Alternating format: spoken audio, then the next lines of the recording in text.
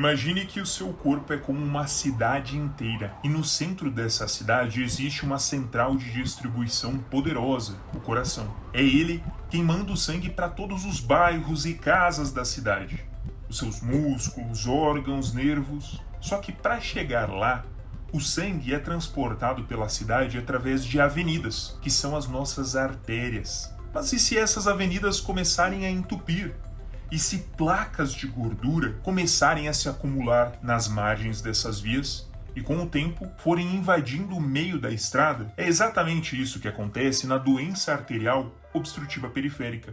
O trânsito começa a travar, o sangue não consegue mais passar com facilidade e os tecidos que estão lá na ponta da cidade, como os seus pés, vão ficando sem abastecimento. E quando essa estrada, que já estava estreita, simplesmente é bloqueada de vez, quando uma pedra gigante desaba e o fluxo para totalmente, aí a gente entra na obstrução arterial aguda. Um quadro muito grave e que pode levar à amputação, à perda de um pedaço da sua perna. Seja bem-vindo ao canal Doutor Descomplica. A doença arterial obstrutiva periférica, ou DAOP, acontece por causa de um processo chamado aterosclerose. Essa aterosclerose leva ao acúmulo de gordura dentro da parede das nossas artérias. E conforme vão crescendo, surgem as famosas placas de ateroma, popularmente conhecido como placas de gordura. Elas acabam crescendo para dentro das artérias, diminuindo o lúmen e obstruindo o fluxo de sangue. Em resumo, invadem a avenida e impedem o trânsito normal. Quando isso ocorre nas avenidas, nas artérias dos membros inferiores, ou seja, nas coxas, pernas e nos pés, surge a doença arterial obstrutiva periférica que estamos falando.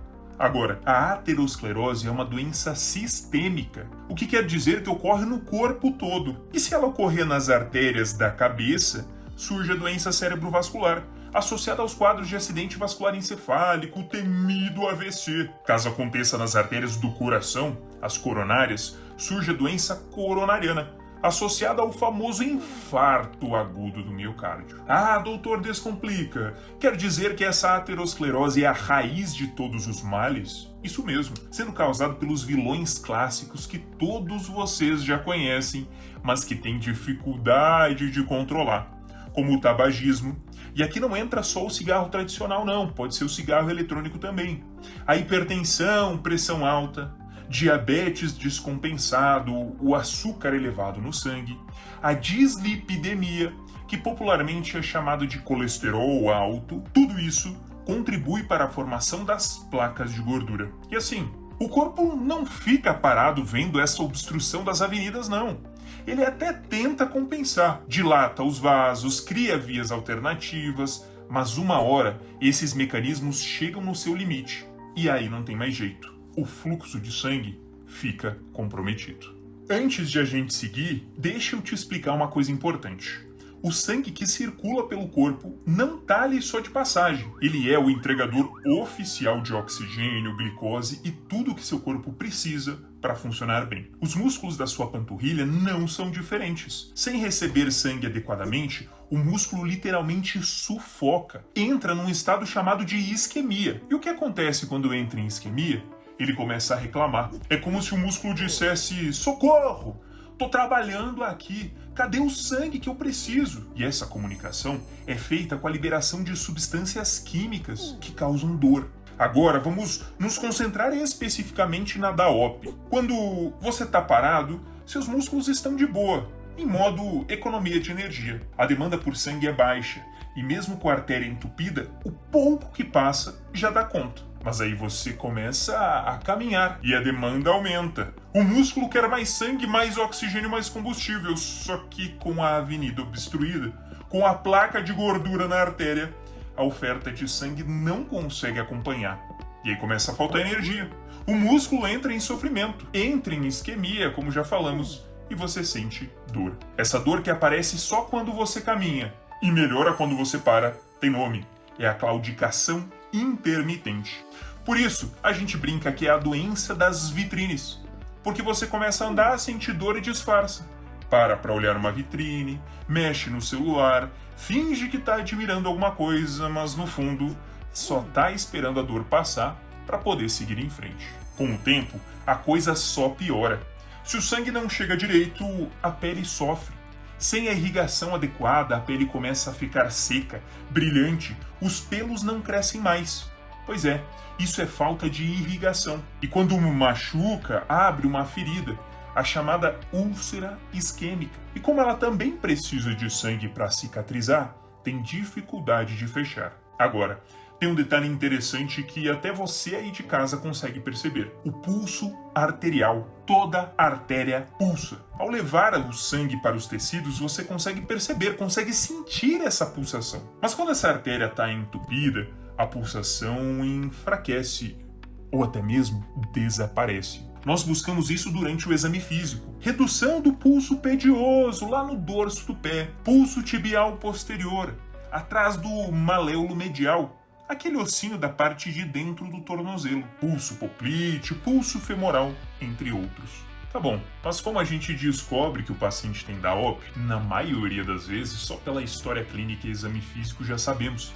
Aquele paciente com 60, 70 anos, que tem pressão alta, diabetes, colesterol alto, fumou a vida toda e que chega no consultório dizendo que sente dor nas pernas ao andar. Anda 2, 3 quarteirões e precisa parar porque a panturrilha começa a doer. Espera uns minutinhos, a dor passa, então consegue andar mais um pouco. Isso vem acontecendo há alguns meses e está piorando. Essa informação já acende o alerta. Você examina a perna e percebe sinais bem típicos, a pele mais seca, brilhante, sem pelos, pulsos fracos ou ausentes, pode até ter uma úlcera. Claro que temos vários exames para nos ajudar, como o ultrassom Doppler, mas fica sendo algo complementar. Tá, você entendeu tudo até aqui. Essa avenida, essa artéria está obstruída, o sangue não consegue chegar corretamente e você sente dor. Mas o que dá para fazer? Bom, a primeira coisa que você precisa entender é por que essa rua está obstruída. Não foi do nada. Foi por causa das placas de gordura, lembra? Então vamos atacar a raiz do problema. A raiz de todos os males, a aterosclerose. Ou seja, você tem que parar de fumar, controlar bem a diabetes, manter a pressão arterial sob controle, baixar o colesterol, especialmente o LDL, o tal do colesterol ruim, com o uso de estatinas, que você conhece, a simvastatina, a atorvastatina e outros similares. A gente também entra com alguns remédios que ajudam a proteger as artérias. Um exemplo clássico é o famoso AS, a aspirina.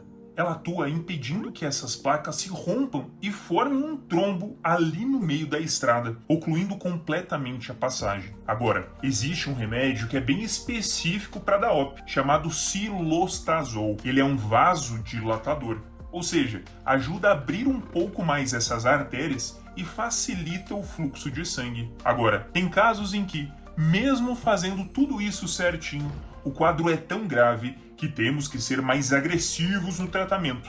Aí entra o papel do cirurgião vascular. Ele pode fazer uma angioplastia, que é basicamente abrir a estrada à força. O vascular usa um balãozinho que vai até o local da obstrução e empurra a placa contra a parede da artéria. Em alguns casos, coloca-se um stent, que é uma molinha metálica que vai manter a via aberta. Se isso não for suficiente, existe uma estratégia ainda mais ousada, o bypass. O famoso desvio é como construir uma estrada nova, passando por fora daquele trecho interditado. Usa um vaso da própria perna, como a safena, e conecta um ponto antes da obstrução a um ponto depois da obstrução, criando assim um novo caminho para o sangue seguir em frente. Mas, infelizmente, existem situações em que o sangue não chega mais, ou chega muito pouco. Os tecidos começam a morrer, é o que chamamos de necrose. Nesses casos, é necessário realizar uma amputação, e nós já vamos falar mais sobre isso. Porque agora que você já entendeu como a artéria vai entupindo aos poucos com a DAOP, a gente precisa falar de algo muito mais urgente. Imagina que a avenida que já estava estreita,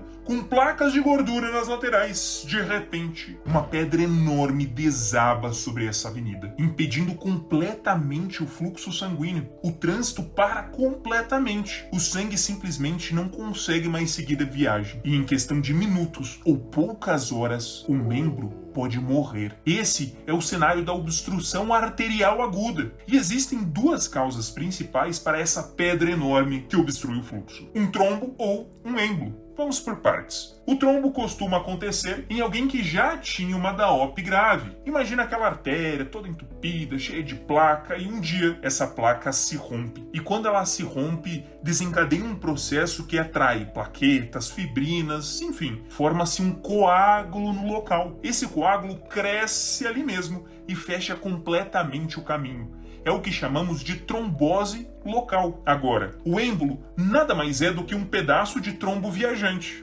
Isso mesmo, um fragmento de um trombo que se desprende de outro lugar, normalmente do coração, como acontece em pessoas com fibrilação atrial. Há a formação de trombo ali no coração, mas ele é impulsionado para frente, pega carona na corrente sanguínea, nas suas avenidas, e agora virou um êmbolo, e quando chega numa artéria periférica, numa artéria mais fininha, pum, impacta e bloqueia tudo. A artéria, nesse caso da embolia, não estava doente, mas foi pega de surpresa. Esse quadro da embolia tende a ser mais dramático, mais súbito, mais exuberante. Já a trombose costuma ser menos catastrófica, porque o corpo, mesmo diante de um bloqueio progressivo, já vinha tentando dar um jeito, criando vias alternativas, a chamada circulação colateral, que não resolve 100%, mas pode ganhar um tempo. Ok, doutor, descomplica. Como é que a gente reconhece essa obstrução arterial aguda? Bom, existe um conjunto clássico de sinais e sintomas que nos ajuda a identificar esse quadro com rapidez. Eles são tão marcantes que ganharam até um nome próprio, os famosos 6 P's. Mas calma aí, esses P's vêm do inglês.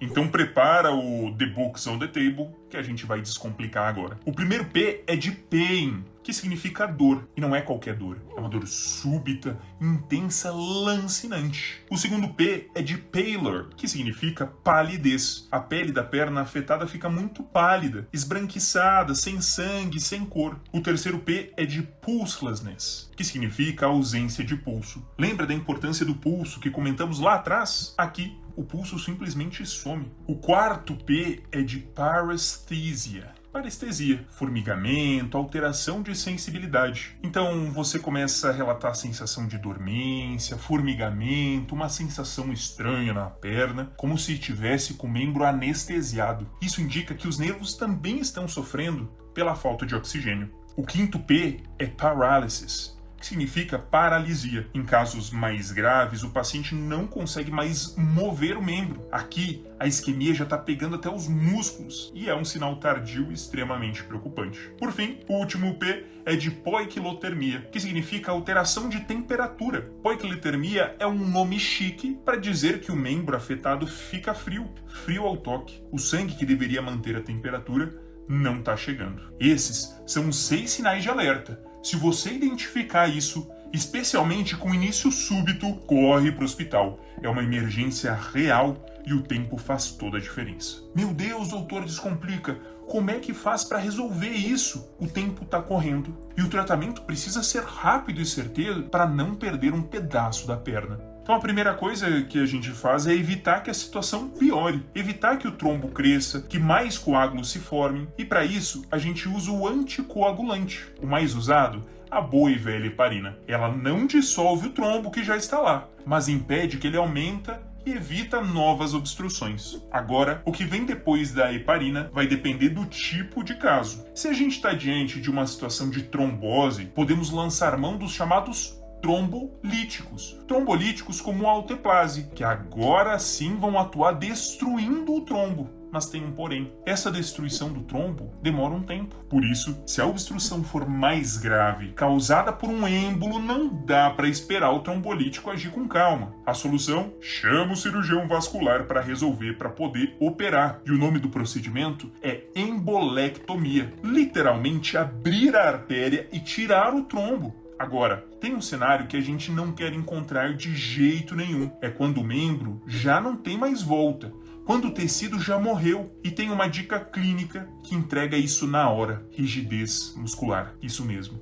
A perna fica dura, imóvel. Isso significa que o tecido já sofreu necrose. Esse pedaço necrosado, sem vida, deve ser retirado para evitar que se infecte e cause complicações maiores, ou seja, é necessário realizar uma amputação. Pode ser só alguns dedos, o pé, mas às vezes é uma parte da perna ou a perna inteira. Sim, é triste, mas é feito como última alternativa. A amputação é feita para proteger o resto do corpo. Se o tecido morto ficar ali, pode infectar, como falamos, causar uma sepse e colocar a sua vida em risco. Por isso, o tempo é tudo. Quanto mais cedo você identificar e intervir, maior a chance de salvar o pé, a perna e a sua vida.